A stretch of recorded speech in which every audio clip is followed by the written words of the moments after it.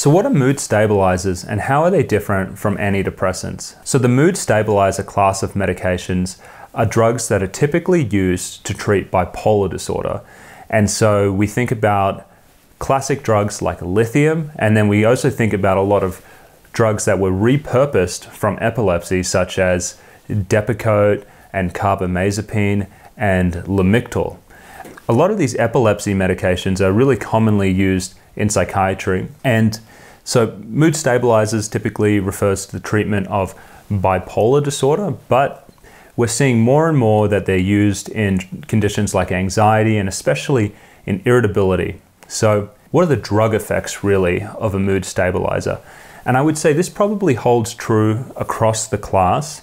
Like when you give them to people, how does it make them feel? Well, they tend to feel less irritable and also less emotionally reactive. You could see how an effect like that may be very helpful for someone who has a lot of emotional reactivity and anger.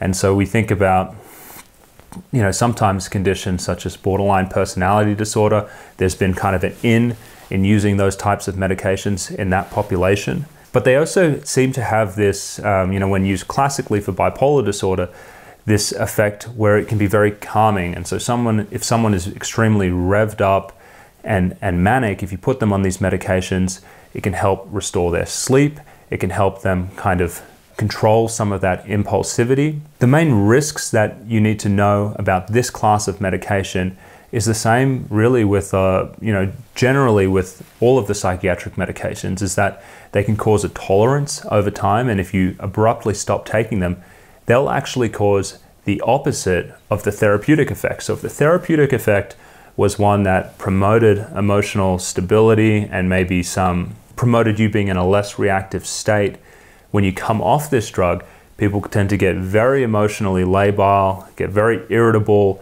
Sometimes they stop sleeping. Sometimes it can even precipitate a manic episode. Above that, there are a lot of little nuances for each of the drugs about risks. For instance, lithium, you want to be worried about kidney injury and thyroid problems. With Depakote, you need to monitor your liver functions. And so those are kind of the main ones. So that's my overview on mood stabilizers.